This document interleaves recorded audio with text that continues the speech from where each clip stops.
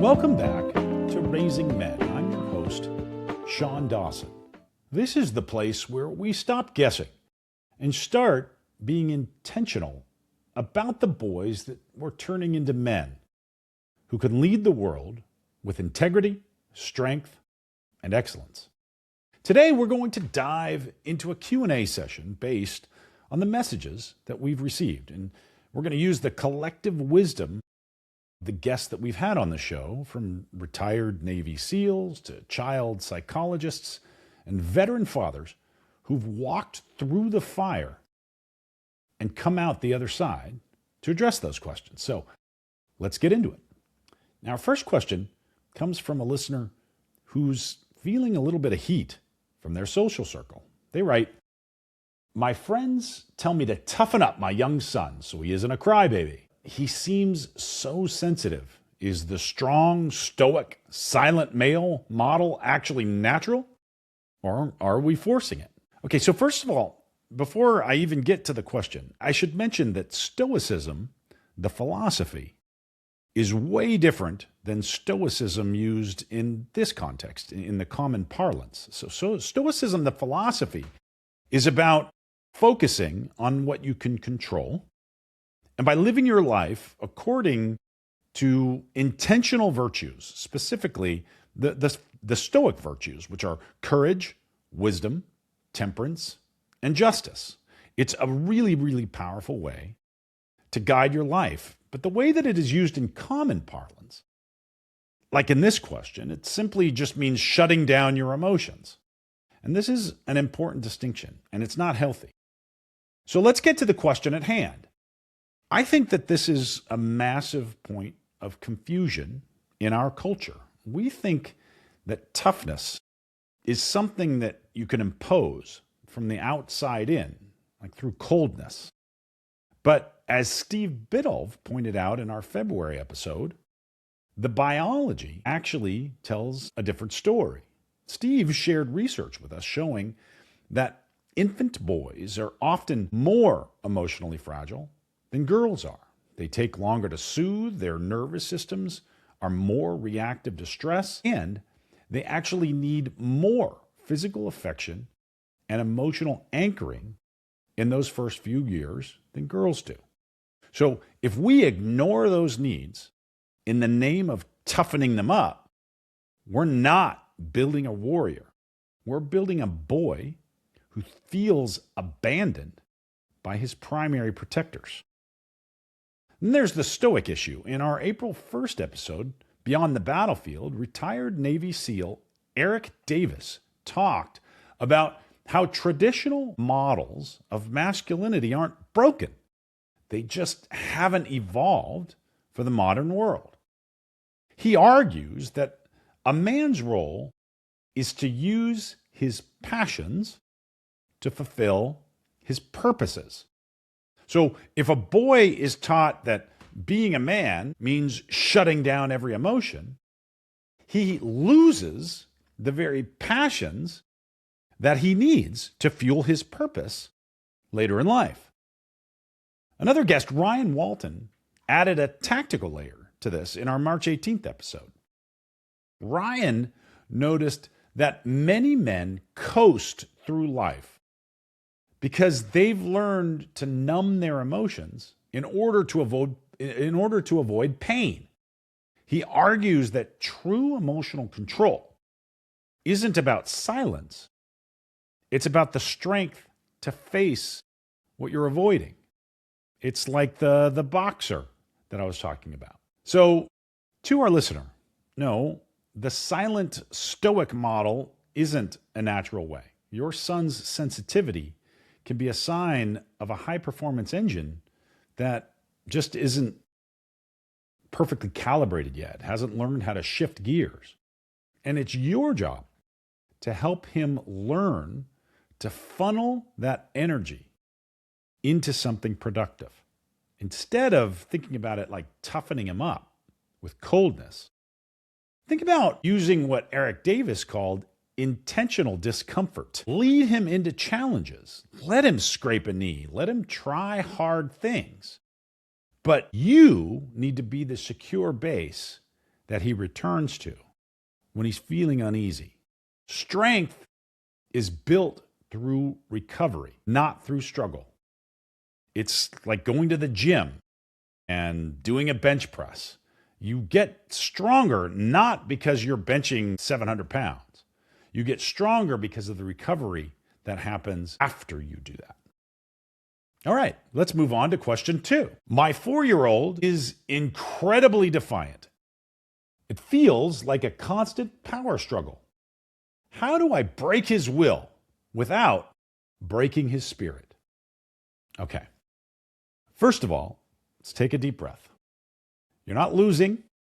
You are in the middle of a leadership test. Now, I want you to point to Devin Kuntzman's episode, From Chaos to Calm, because she hits on a really, really important fundamental truth, which is that the spirit of play trumps the spirit of coercion every single time. When we try to break a boy's will, often we're just involved in a battle of egos. Devin explains that defiance at age 4 is usually just a boy trying to test his agency. Remember, we talked about, the kids, they either want connection or they want independence. And often they want both of those things at the same time, which is impossible. They're opposite sides of the same coin. So if when your boy is trying to test his agency and you meet it with raw power, you teach him that might makes right, which just sets you up for pain and struggles down the road. So instead, Devin suggests channeling that energy through play and clear boundaries, and that will preserve his spirit while teaching him how to operate within a healthy system. Eric Davis touched on this too. He took this a step further using a SEAL mindset, and what he calls it respecting your kids' respect. Eric, he talks about how we often demand respect for our kids without earning it, without leading them. So if your 4-year-old is defiant, he might be reacting to what Eric calls bad leadership, inconsistent rules, or a lack of a clear mission. Something to think about. Eric suggests developing immediate action drills for your family. So he models it after SEAL training. Just like in SEAL training, these are pre-rehearsed responses to common stressors. So instead of a power struggle, what you have is a procedure. When the defiance hits, you don't break them, you reset the drill and get them to start over. So you don't want, remember, this is the most important thing. You do not want a son with a broken will. You want a son with a disciplined will. As Ryan Walton said in his episode, the struggle is a gift. Don't steal it from your kids.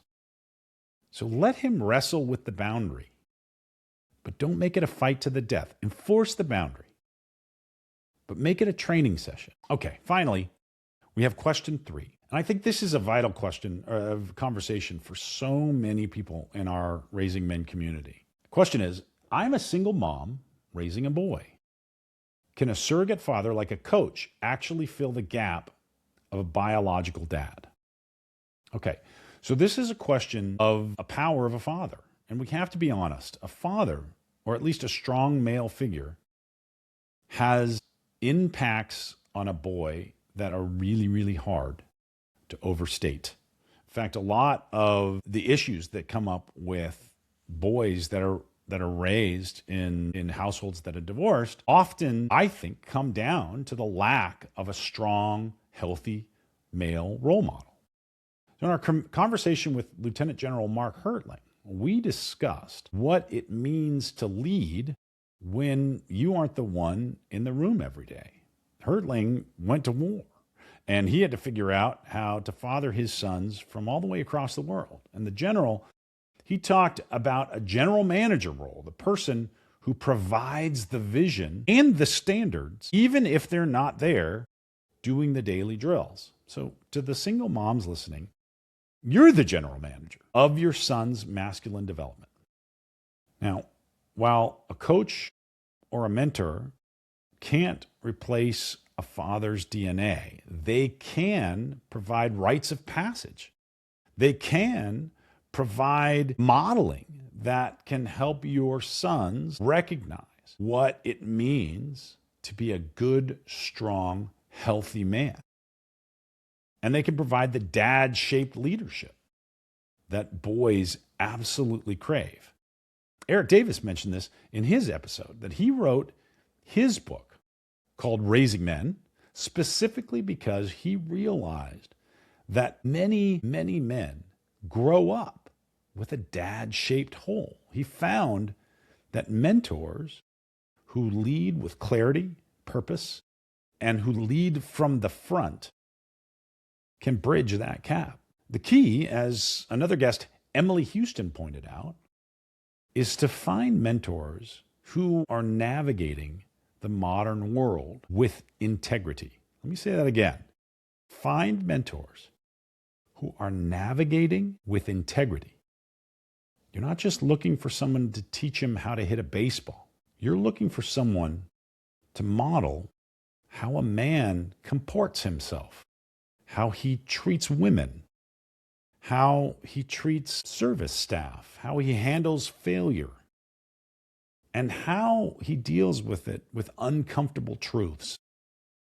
Does he speak up or stay silent? Does he even recognize when things aren't right? So, can a surrogate fill the gap? Yes. No question, absolutely, 100%. But try to be intentional about it. Steve Biddulph, whom we talked about earlier, he noted that boys go through a mentor phase starting around age 14, and they start to look outside the home for their identity. So scout those surrogate leaders now. Start cultivating them. Get them into your son's lives. And you'll be giving him a roadmap to manhood that is far better than him trying to find it on a screen or in a peer group. That is a real recipe. That's just throwing him into the jungle and hoping that he's going to survive. And maybe it'll work out. But if you're intentional about it, you can pretty much guarantee that it'll work out. Okay, so I hope that these answers give you some tactical ground to stand on. I want to thank our virtual guest panel today. We've got Steve Biddulph, Eric Davis, Ryan Walton, Devin Kuntzman, and Lieutenant General Mark Hertling. If any of these answers hit home, I highly encourage you to go back and listen to their full episodes. There is so much more tactical gold in these conversations than I could ever fit into these 15 minutes or so. So please like and subscribe and reach out. I absolutely love hearing from you. And if you have questions, please submit them to podcast@raising.men. Now remember, you're not just raising a kid. You are forging a man. It's hard. It's messy. Sometimes it feels like you're starting from zero every single morning. But keep it up. Keep showing up. Keep being intentional. Respect their respect, as Eric Davis says. Channel their will.